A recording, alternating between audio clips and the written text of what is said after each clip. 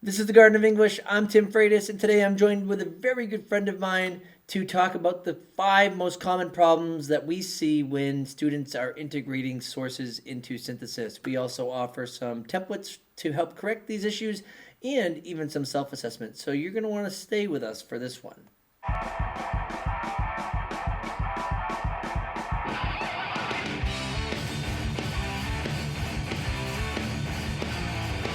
All right, super excited to be here today with Sandy Jameson. And I'm going to let you speak for yourself, of course, because we know that you certainly can, especially with those Twitter chats from years ago.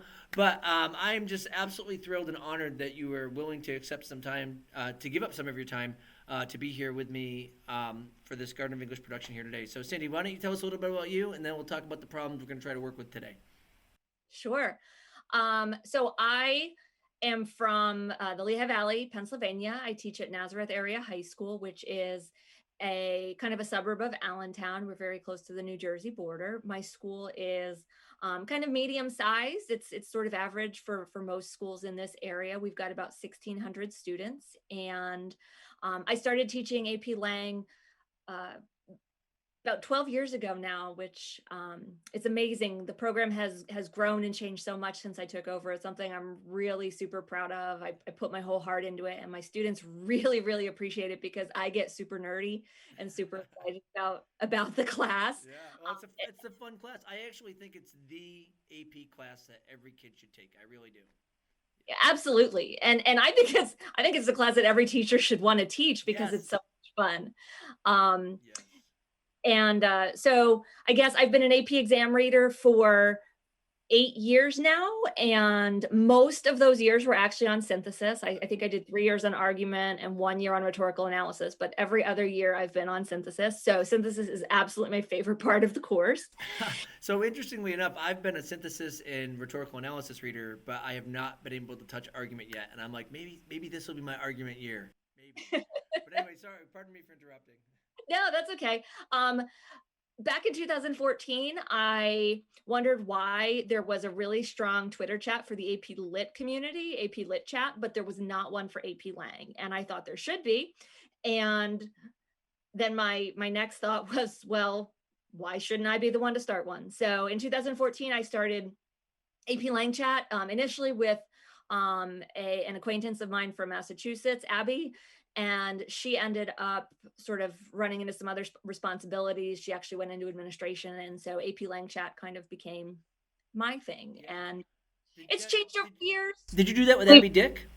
Yeah, Abby Dick. Oh my gosh, yeah, of course, right? So yeah, I know Abby as well.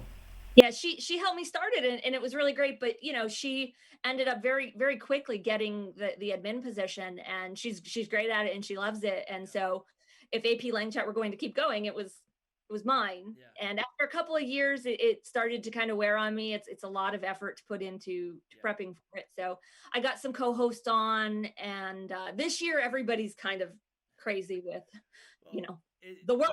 Well, I'm thankful that you're open to chatting here with the Garden of English, and I'm just so thrilled that you were willing to help us out here. So, what we're doing today is, of course, we're talking about common source integration problems. Now, you and I spoke about this before, and we narrowed it down to 5. But before we talk about the 5 that we're going to do, can you just kind of outline for me quickly what are the source integration problems that you typically see from the standard kid that enters your classroom? Like, just give me a couple. So I think the biggest issue that my students have when they come in and start using quotes before I've taught them anything is they like to quote entire sentences, and so the quotes end up being really dominant. And when they introduce those quotes, for the most part, my kids don't do dropped quotes, but they like to name drop. They'll say this author said this, and I'm like, okay, great. Who is that author? Right. They don't contextualize the quote, which to me is a big red flag when it comes to synthesis. Yeah. Synthesis is all supposed to be about sort of how these sources inform our argument, Right. and you end up just randomly like putting in some name. Matt Smith said, well, now I as a reader, I'm like, well, who's Matt Smith? What is he talking about? What does this quote have to do with anything? So I think that's the biggest issue that I see with my AP students coming in. And the other one is that they don't really talk about the quotes. They put it in there and then they just ignore it as though it's I don't know, it's this entity among itself. They assume the quotes speak for themselves. Yeah. And that has gotten them by in English classes up to this point. But now, Until now, right? yeah, up till now. And now I say, okay, we're gonna take this to a higher level of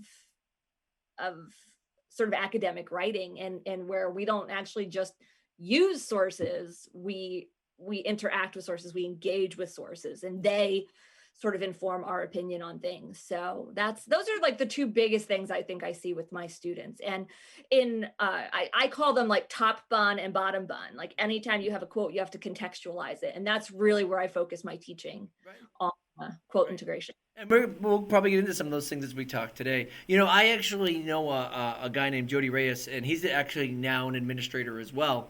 And I remember when I was first teaching synthesis, he's like, I always show my students an episode of Chopped before I teach synthesis, because it's, here are the ingredients that are given to you. Now you have to go make your own plate. And he's like, at no point will you see an episode of Chopped where it's like, hey, we're given this ingredient and it's right here on the plate, and this one's right here, and this one's right here. It's, no, here are the ingredients that have created all new flavors and a new even, visual spectacle, because the person was directing the whole thing. And I think that's what that kind of means when the synthesis prompt says, make sure your argument is central. And I'm sure that we'll continue to talk about that here today. I have, similar problems. A lot of times I have kids say in the text it says, and I'll just open up a textbook and be like, do you guys hear that? No, that doesn't work, Look at all those books behind you, Sandy. No text is actually saying anything. You actually have to read it, right? I have kids that sometimes just kind of carpet bomb quotes. They just toss in quotes like everywhere as single sentences, just on their own. We'll talk about that. And so these are the kind of issues that I typically see. And I'm willing to bet that most of the people that are watching, whether student or teacher, either do that or see that pretty significantly. So let's actually start addressing some of the problems. So what we're going to do as we do this is, because this is part of our synthesis, the Garden of English synthesis videos, we've been talking about the prompt that is the horror-based prompt. You can access that right down below in the description. And the prompt is, develop a position on how commercialized fear and horror influences how individuals respond to the macabre and the unknown. Now, before I actually read my thesis here, Sandy, I have to know, are you a horror movie fan?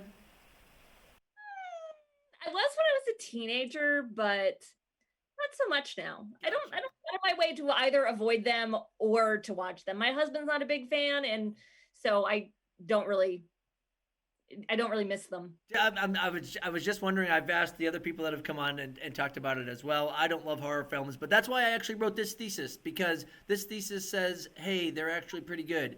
And the reason why I did that was to show people, like, it's okay to actually write the argument of something that you disagree with, especially because that's called being a human.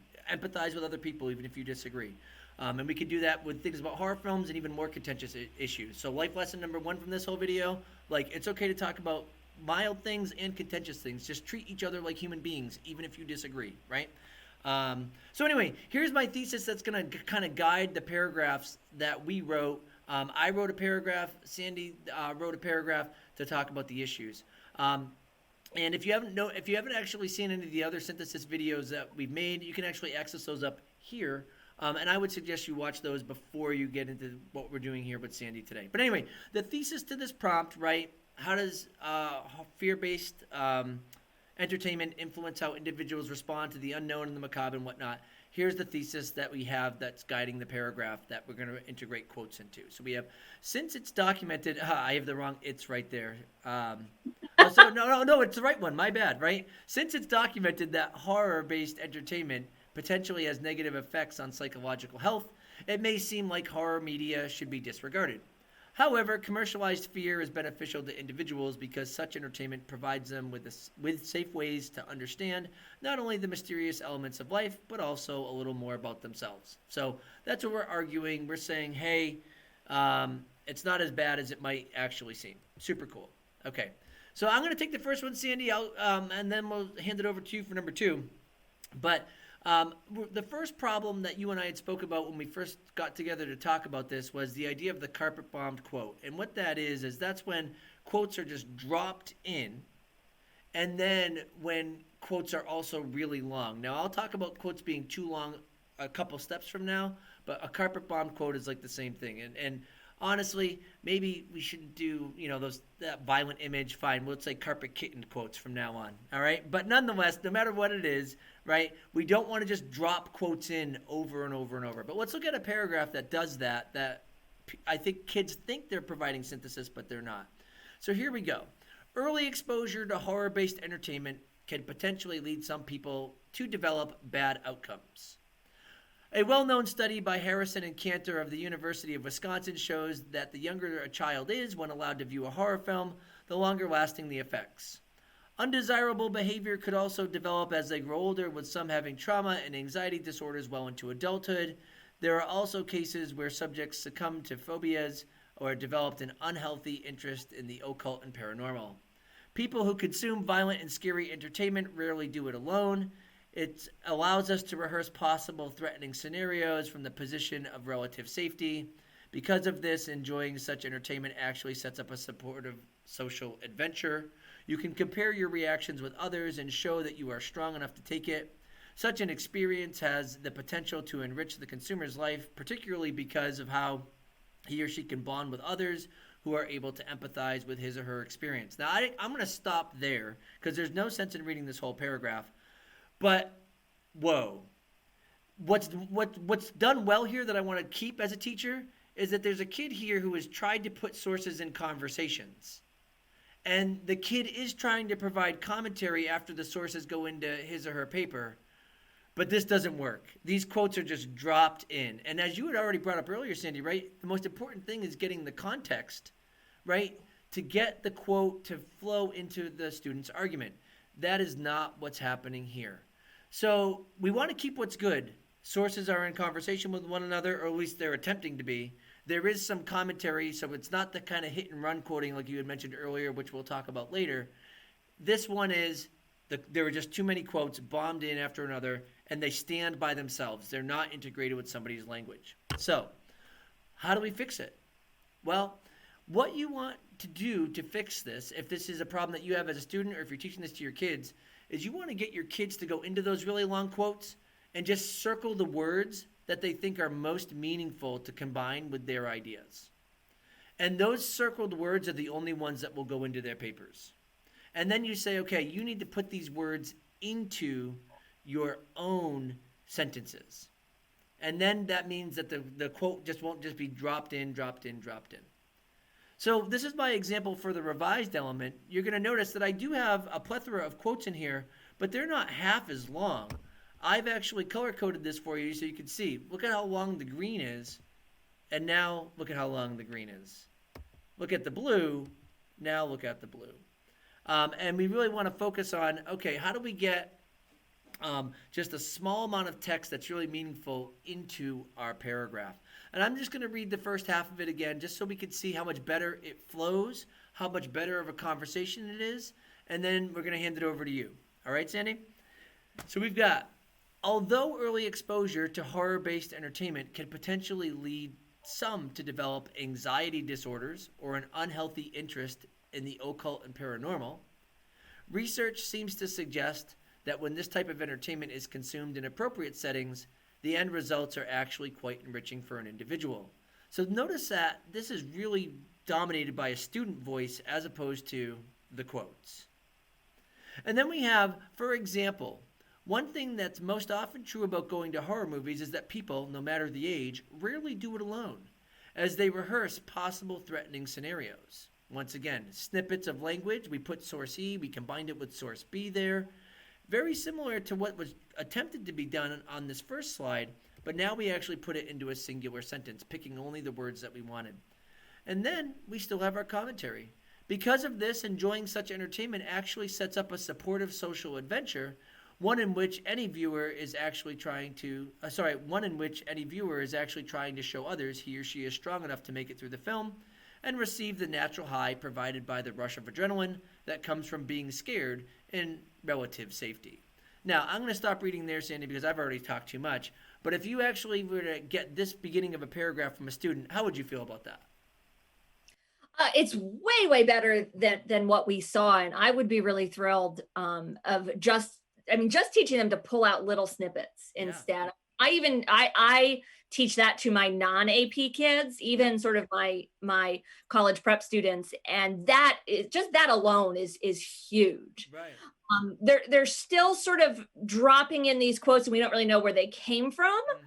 But at the same time, I really love to see this student. I can tell they understand the quote.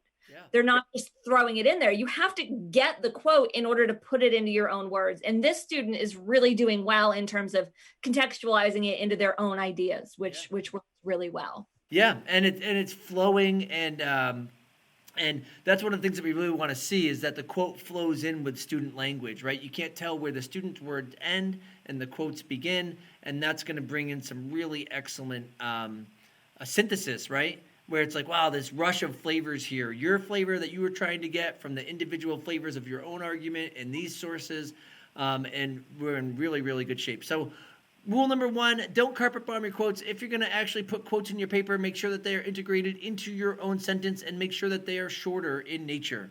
All right, so now let's actually move on to number 2. And Cindy, this is going to come from the basis of my paragraph, right? But talk about how you put this paragraph together and then tell us what the problem is. So here we go.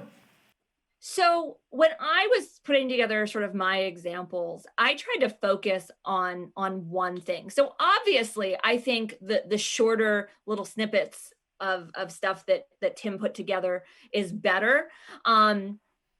But I kept the quotes kind of long in my examples here because I wasn't trying to show that. I was trying to show something different. So when I put these together, I kind of took the same basic ideas. I used the same quotes that he did. I wanted to sort of deal with the contrast between things that are sort of negative about horror entertainment and things that are positive about it. So I split it into 2 paragraphs here. My brain works better with smaller paragraphs. And you know what? The most important thing about that too, right, is that as we're trying to exemplify things, like we're different teachers, we do different things, right? And that's one of the things that's most important is that none of this is dogma. It's just, hey, here's how we can actually work through different ways of making our students' writing better with multiple examples.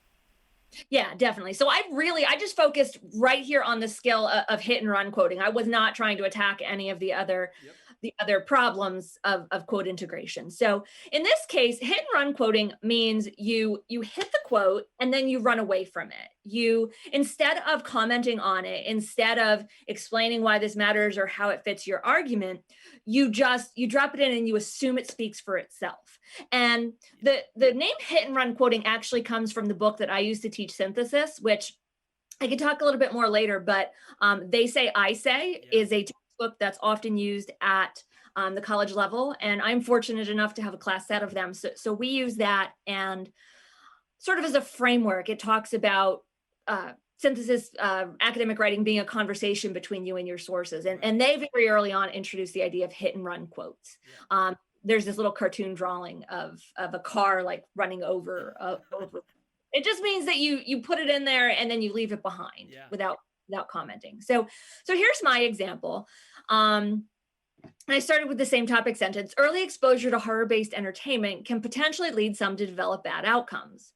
According to source C, so it's not totally carpet bombed there, right. Undesirable behavior could also develop as they grow older, with some having trauma and anxiety disorders well into adulthood. There are also cases where subjects succumbed to phobias or developed an unhealthy interest in the occult and paranormal. Source C. Another problem with scary media is that children who watched many hours of violence on television tended to show higher levels of aggressive behavior when they became teenagers. This is definitely a problem and proves horror-based entertainment is harmful. And so I did the same thing down there with the other 2 quotes when I sort of switched to the other side of the argument. But the problem with these is that the student has run away from them. They put in that quote about trauma and anxiety disorders and phobias or an unhealthy interest in the occult or paranormal, and then they just left. They just said, another problem is this. Right. And when they got through that one, they just said, this is a problem. There's no commentary whatsoever on the ideas. It's letting these quotes assuming these quotes speak for themselves. Right, as if it's obvious. And really, the critical thinking here that we're trying to develop with the commentary is to say it might be obvious to you, but when you create an argument, that doesn't mean it's obvious to everybody else. So that's why we have to learn how to articulate it. Right. And so you can actually see here that this body paragraph is dominated by these quotes. There's hardly any content here that is actually the student. And so even though they've solved the problem, these are no longer dropped quotes, they're still dominating the piece. Yeah. And so if we can move to the next slide, I fixed this particular problem. Here we go. All right. So first of all, the thing that jumps out at me is how much less of the paragraph is quoted material that you can see through the highlighting. And I use the same quotes here, actually. I didn't change them at all. I didn't shorten them. So now I said, early exposure to horror-based entertainment can potentially lead some to develop bad outcomes. According to source C, undesirable behavior could also develop as they grow older, with some having trauma and anxiety disorders well into adulthood. There are also cases where subjects succumbed to phobias or developed an unhealthy interest in the occult and paranormal. These issues are very concerning in a country with an increasing mental health epidemic. Yeah. If there is a clear cause and effect relationship between horror entertainment and these serious outcomes, parents definitely need to question whether such media is appropriate for their children. And these aren't the only concerns parents have. In fact, another problem with scary media is that children who watched many hours of violence on television tended to show higher levels of aggressive behavior when they became teenagers. While the actual debate on the causality of this violence continues to rage, many can personally attest to noticing children play acting at behavior they've witnessed on television. Taken together, it's clear that horror entertainment warrants a closer examination. Right. And you know, this is nice because this shows how to create a nice concession paragraph at the beginning of an argument as well. And so this is a really great example of saying, you know, just because you have a concession in your argument doesn't mean that you still can't argue that horror-based entertainment is fine, right? But these are things that we have to concede because the sources seem to suggest that this is real stuff, and the commentary here is just perfect for that. Yeah, and so that's sort of what we see here is how this particular example does better than the initial one is all in that stuff that's not highlighted. Right. It's commenting on, you know, this idea of trauma and anxiety disorders, and it's contextualizing it. Say this is important because mental health is important. Right. And we have to look at this. And then this paragraph also transitions from the example about the anxiety disorders and the phobias to the violence on television, whereas the previous one just said, well, here's another problem. Right. Whereas in this revised paragraph, we transitioned by saying, and these aren't the only concerns parents have. Right. Yeah. As well as sort of the conclusion sentence there, or transition sentence again, that says, taken together, here's why it matters. We have to look a little bit more closely at it. Right. And so we see that line of reasoning being built around a central argument as opposed to just having the quotes just be tossed in there and then hit and run after that. So not only were they kind of tossed in with a little bit of an introduction, but also, you know, thinking about this, the commentary here, when it brings up the idea that the country has the increasing mental health issues and whatnot, that's really connecting to a broader context, which is moving us towards sophistication. And that's something that's important because that's where the commentary does typically bring us towards an understanding of a broader context. So this is excellent. Any other comments about this particular page? No, I mean, I just think the second half of my example here kind of does the same thing. Right. So. Right. And we'll have this whole PowerPoint available in the description right down below. So if people want to use more of our examples, that's fine. Because I'm typically going to read probably the first half as well, just for the sake of time here. But no, I think this is a great example of how do we get kids to stop hitting and running? Well, provide that commentary and making sure that they know that they have to. They just can't say, all right, and another, and another, and another. It's not obvious. So don't pretend like it is obvious. Excellent. So that brings us to number 3. I'm going to take care of number 3, and that is that the quotes are too long. Now, if I go back just a couple of slides, I actually put in here, rule of thumb, 9 to 15 words. Yes, sometimes quotes are too long. So I might have a really decent paragraph, but there's just so much text in there. And because of that, I'm wondering, is that your argument anymore, or is it somebody else's? So let's just look at this here, and then we'll see how can we actually change that up. So I have my partial paragraph. It says early exposure to horror-based entertainment could potentially lead some to develop bad outcomes, which was seen when a well-known study by Harrison Cantor of the University of Wisconsin shows that the younger a child is, when allowed to view a horror film, the longer lasting the effects. Undesirable behavior could also develop as they grow older, with some having trauma and anxiety disorders well into adulthood. There are also cases where subjects succumb to phobias or developed unhealthy interest in the occult and the paranormal. Source E also says people who consume violent and scary entertainment rarely do it alone. While in theaters, it allows us to rehearse possible threatening scenarios from a position of relative safety. Because of this, enjoying such entertainment actually sets up a supportive social adventure when you can compare your reactions with others and show others that you are strong enough to take it. And then I do provide commentary at the end, but because we're focusing on the quotes being too long here, I'm not going to read that commentary. But whoa, how exhausting is that to read as a teacher, Sandy? Very. Right. And I can even say, as a synthesis reader, having read synthesis a bunch of times, like when we read these essays on the same prompt over and over again, we know these sentences so well. I know. That it's so hard. I mean, we read every word of the paper, but gosh, I could start reciting these sentences back. I have nightmares about those sentences. You know, the same 5 that all the students use, right? Because in all that text, they always choose the same 5 sentences. It boggles my mind. But anyway, yeah, this is way too long. And so one of the ways that we can fix this, right, is as follows, right? You have to make sure that kids know 9 to 15 words. Give them an actual limit. Now, I will always have at least one student who's like, I need 20, right? And I'm like, prove it to me. And then the student proves it to me, and I'm like, fine, then break the rule a little bit. But 9 to 15 words is typically the case. And for me, I don't mind if they put more than 9 to 15 words from the piece in a sentence, but they have to be in snippets. They can't be consecutive. So it has to be interrupted by student words. So when the quotes are too long, what we want to do is we want to do exactly what I said with number 1. Go back and circle the words that you really want to use, and then you're going to include those into your own sentences. And because of that, your own language is going to be more dominant than the quote itself. That's what's really important to do here. And once again, how do you know if you've integrated your quotes well? You can't tell where your words end and the quote begins, besides the fact that you can see quotation marks around the quotes themselves and the citations that are there. So you'll notice that, look at all this green on this particular one. If I go to this next one, I have cut that way, way down. And this is the same topic sentence that I actually used to talk about the first thing that we were looking at when we were talking about don't carpet bomb your quotes. But we have, although early exposure to horror-based entertainment can potentially lead some to develop anxiety disorders or an unhealthy interest in the occult and paranormal, research seems to suggest that when this type of entertainment is consumed in appropriate settings, the end results are actually quite enriching for an individual.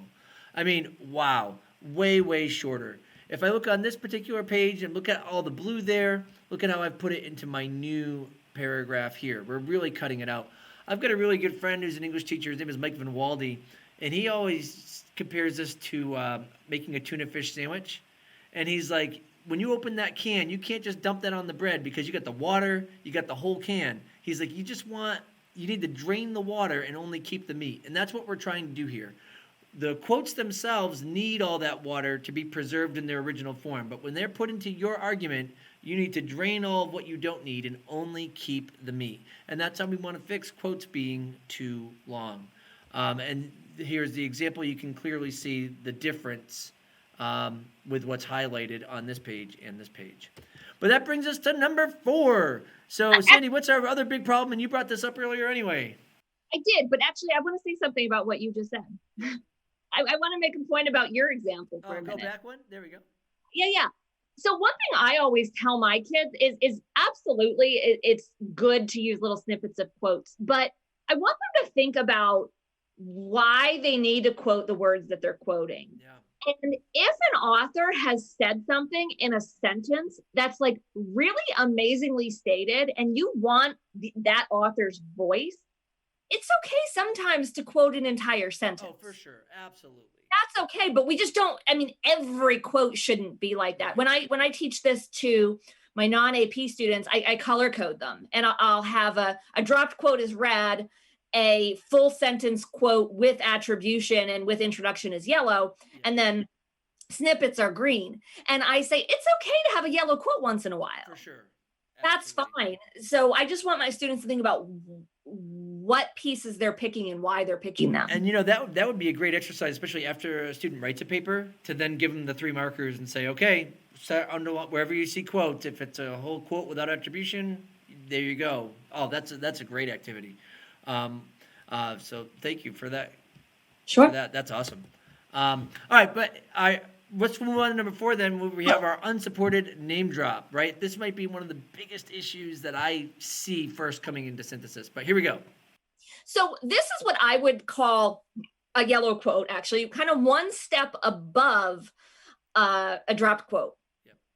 And so in these examples, and again, I kept the really long quotes here just for purposes of keeping it simple.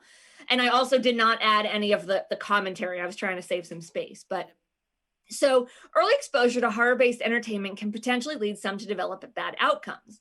According to an article in the Victoria Advocate, undesirable behavior could also develop as they grow older, with some having trauma and anxiety disorders well into adulthood. There are also cases where subjects succumb to phobias or developed an unhealthy interest in the occult and paranormal. And now let's just say if this were a better paragraph, it would have some commentary there. But then... I want to interrupt just one more moment here. If anybody's thinking that topic sentence is terrible because it says the word bad, like we purposely wrote this topic sentence to be kind of have some of those things that our students do. I would never allow my student to write the word bad outcome. I actually have a chart in my room where it's like, all right, if you want to use the word bad, here are the better words to use, right? But anyway, I just wanted to toss that out because I'm sure someone's been thinking about that the whole time. Like, would they give this as an example of an excellent topic sentence? And no, but it does get the job done. So part of my interruption, we can go right back into things. Sure. So, and then here's another example of the same thing. They say, additionally, Huseman and Aaron state that children who watched many hours of violence on television tended to show higher levels of aggressive behavior when they became teenagers. This is definitely a problem, proves that horror-based entertainment is harmful. And I did it again down at the bottom. I just said Jen Christensen notes that, and Christian Jarrett points out. These are name drops, right? These are not sort of contextualizing, introducing the quote. It's better than a dropped quote. You've got something there. And you do still have, in this particular example, the long quotes and the lack of commentary. But I was just trying to show what an unsupported name drop would look like. We as reader are saying, okay, what article in the Victoria Advocate? What's that? What's it about? Who are Huseman and Aaron? Jen Christensen? Okay, great. This is a name drop. I, as the reader, am wanting to know who this person is and what they're talking about and why they're qualified to speak on this subject. It's one of those things where if I tell my students, right, if I were to come in and say, you know what, Atticus told me I had 37 cavities yesterday, right? Who the heck is Atticus, right? Now, if I say Atticus, my son told me I have 37 cavities, and that is my youngest son, it's like, oh, he's just a little kid. What does he know, right? But if my dentist's name is Atticus, and I'm like, Atticus, my dentist told me I have 37 cavities, now that's got a lot more weight to it. That's something I gotta get figured out, as opposed to my 8-year-old son being like angry with me and being like, Dad, you have cavities, or some ridiculous thing that a child would say when angry, But anyway, so how do we fix it? So in this case, I really, and I have it bolded here so you can see, I worked on what I call the top bun. Yep. And in this case, I just contextualized what was going on in the quote. I didn't name drop. Mm-hmm. So early exposure to horror-based entertainment could potentially lead some to develop bad outcomes. Yep. Source C highlights an essay from a newspaper called the Victoria Advocate. So now I also know what the Victoria Advocate is. Yeah. In it, the author highlights a study by University of Wisconsin researchers, Harrison and Cantor, that explored the effects of horror films on mental health. These researchers found that young viewers could have trauma and anxiety disorders well into adulthood and could develop phobias or an unhealthy interest in the occult and paranormal. So I did a couple of things here. Number one, because the author of Source C is not named, so I just had to say the Victoria Advocate. Yep. And also, Harrison and Cantor are being cited by that article. Yeah. So I can't just say, even if Source C had an author listed, I couldn't say that they had said this because they didn't. Right. Morrison and Cantor did. So I'm doing two things here where I talk about the source that it came from and who they're citing. And I mentioned that they're University of Wisconsin researchers, and this is what they were researching. I'm contextualizing it. I'm building that top bun before I even get to the quote. Right, and we need to actually say that because that's where the authority of the quote comes from. Because who are these people? You were right. Who are these people? But now we know, like, these are people that study this a lot, and have something to say about it. Absolutely. Sure. And I just did basically the same thing a couple of more times. I included the attribution of the article. I included the qualifications of the speakers before I got to the quote. So the effects on media behavior was also studied by psychologists L. Raoul Huseman and Leonard Aron, who found this. Absolutely. And these quotes, they flow perfectly, right? So even if they're super long, well, they're actually not even super long. They fit in the criteria, right? But even the longer quote there works perfectly because it's their statement that is really the enriching part towards the argument. So it works out beautifully here. Excellent. Sure. Okay, let's go to number 5, the last one, right? The sources don't talk to one another. And also I put in the verbs are garbage. In my classroom, I really don't let kids say claims, says, or states. Is it the end of the world if kids do? No. Is it way more important to get better verbs there for rhetorical analysis? Probably. But I make my students use better verbs than that. They can't say, says, states, or claims. Not dogma, just kind of how I roll. But you're going to notice, right, that we also want the text to speak to one another. We don't want to just kind of keep sources in isolation. We want them to be able to flow in and out of one another and say they agree or they disagree, or at least be able to put quotes from different sources in the same sentence instead of keeping sources in isolation. And the reason why is, I think that you've probably seen this too, when kids keep sources in isolation, it leads to more of a summary of a source as opposed to an argument. Is that true? Is that how you? Oh, yeah, absolutely. Absolutely. The understanding how sources speak to each other is really sort of a higher level skill that I think is definitely AP and college level appropriate, but it's something that does not come naturally to kids. Right. They'll view a source in isolation. Yeah. And that's where I think they say, I say comes in. Yep. Because it talks about that. It's about a give and take and interaction between things. Right. So definitely, it's what sort of takes a synthesis from kind of adequate to really effective. Right. Like, okay, wow, this kid's doing something more sophisticated here. Right, because they can put themselves in that whole conversation. We actually did a video with the Garden of English, I should say, right? I did, I guess. Did a video with Holly Downey about hexagonal organizational activities with quotes, and you can access that right up here as well. So let's just look at this here. Let's look at my sources. There are multiple sources in this paragraph, but they are in isolation.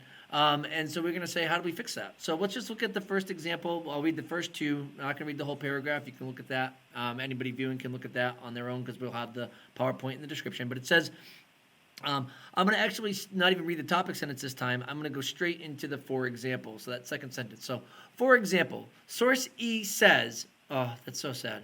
Source E says. Source E says, one thing that's most often true about going to horror movies is that people, no matter the age, rarely do it alone. Now, I do appreciate that there is some context and a flow into the quote, but the verb is no good. It's treating that quote all on its own. And then we have source B claims this is to rehearse possible threatening scenarios.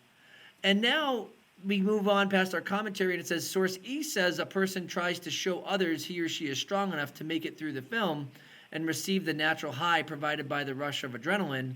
Source B reminds that horror films are areas of relative safety. And we've got these disparate sources here. So it's nice because the kid can obviously add quotes to his or her own sentences, but these sources are not conversing. And I see says, claims, says, and because of that, the verbs are not working out in our favor. But if I go to the next page here, what we can do now is we can actually see that the sources are meant to be made and intertwine. in the piece. So I'm just going to read my first bit of example from where it says for example. So I'm not even going to read my topic sentence again, but where it says, for example, one thing that's most often true about horror movies is that people, no matter the age, rarely do it alone as they rehearse possible threatening scenarios. Now, I might not have mentioned the researchers that are involved in the quote integration here right now, but we're focusing on even getting these quotes into a conversation. And you'll notice that I just chose two different sources and put them in my own sentence to convey my argument that's going through. And so because of that, that implies, hey, this snippet from this source actually is supported by this snippet from this source, and it can help create my bigger argument. So you don't only see these sources being touched upon in isolation. And the rest of the paragraph goes and does the same thing, and you can read that if you pause it here or just look at the slide itself. Now, as we shift on, Sandy, I'm going to have you talk about a self-assessment rubric in just a minute. I want to just point out one last slide that I have here. These are templates that I give my kids for source integration. The first one deals with counter arguments. The second one deals with making sure that you don't just name drop like Sandy had covered. The next one talks about an element of concession for number 3. Number 4 is how do I just get quotes into my own sentence without doing the name drop if I don't want to put that in there, if I don't need the authority of the speaker from that. And then the last one is also a concession kind of template as well. So there are templates here for you to use that can help your kids try to put these elements into conversation. So just note that that's the case. But let's look at one more thing. Sandy, why don't you tell us about this self-assessment rubric here? I'm going to open it up and tell us what you do with this here. So this also, FYI, comes out of They Say, I Say. And I love Tim's templates there. This also sort of works through templates, but I like that Tim's actually narrows it down to like 5 simple ones. Like, okay, here's these 5 problems. Here's templates that'll help you fix it. Right. But I've used this over the past couple of years. When I've taught synthesis, I've done it through a unit on sort of stress among students and grades. It's sort of one of my pet issues. And so we read like 5 or 6 different articles that people are offering opinions on grading and mental health and all of that. And so typically what I'll have my students do at the end is they'll write an essay on this subject using these sources that we've read. And what I assess them on is how well they're applying the skills from They Say, I Say. And so I've created this sort of self-assessment rubric, and I use it, I give it to them. Basically, I tell them their paper's due.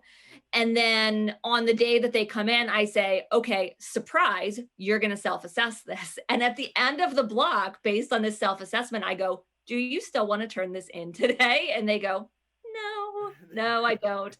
So I use it as a teaching tool, but it sort of helps them see like, okay, here's our skill summary. And there's a page basically for the 6 main skills in They Say, I Say. The first one is summary. I've linked here to the text that students are working with here, that these quotes are working with. And I've kind of provided an inadequate example, an adequate example, and an effective example. And this is all just the skill of summary.